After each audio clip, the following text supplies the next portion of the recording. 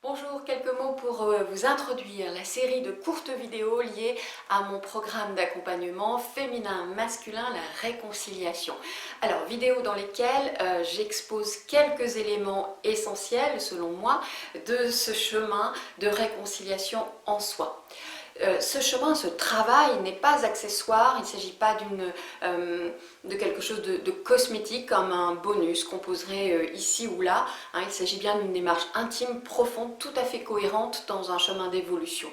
La réconciliation de ces deux principes en soi est fondamentale pour le retour vers soi, vers sa propre complétude, vers son unité, et ça a aussi un impact tout à fait considérable sur nos relations aux autres, ensuite par résonance, par extension, par miroir d'une certaine façon. Alors que l'on parle beaucoup depuis quelque temps de l'ère du Verseau comme étant l'ère du féminin, pour moi, il ne s'agit en rien de passer d'une ère du patriarcat, dans laquelle on baigne encore beaucoup, à celle d'un matriarcat déjà éprouvé, expérimenté. Je le dis et redis à plusieurs reprises dans ces courtes vidéos, guérir son féminin sans parallèlement prendre le même soin pour son masculin reste pour moi totalement incomplet, voire illusoire. Et j'explique pourquoi dans certaines de ces vidéos. Donc oui, le féminin a été blessé, donc a besoin d'être guéri. Son énergie de tout temps a été dévoyée, abusée, récupérée, et elle l'est encore aujourd'hui, assurément par d'autres moyens, en tout cas elle l'est encore, car dans le féminin réside une grande clé, si ce n'est la clé. Simplement, celle-ci ne peut s'activer qu'en coopération avec son masculin, avec un masculin harmonieux. Alors pour déployer les vertus du cœur qui sont propres, spécifiques au féminin, et j'en parle dans ces vidéos, et qui manquent si souvent, on le voit bien chaque jour à notre monde, le féminin a besoin du masculin pour mettre dans la forme extérieure. Donc, par ailleurs, bon nombre de jeux psychologiques, humains et gothiques, proviennent des distorsions justement entre ces deux principes, entre le principe féminin et le principe masculin.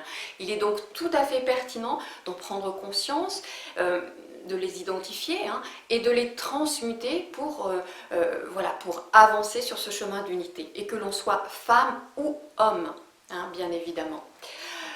Donc avec mon équipe lumineuse, j'ai conçu ce programme d'accompagnement, soit en suivi personnalisé, en suivi individuel personnalisé, soit en pleine autonomie, pour les personnes qui savent autogérer un travail de guérison, d'évolution. Il est composé d'un questionnaire préalable assez fouillé, d'un livret d'accompagnement de 12 pages, d'un entretien téléphonique, de méditation vibratoire, et tout ça en plus de 8 séances énergétiques qui sont mises à disposition dans ce programme, dont une d'entre elles, la dernière, comporte également une initiation tout à fait spécifique au niveau du cœur. Tout cela est expliqué dans le programme. Alors ce programme se fait selon ma pratique énergétique habituelle.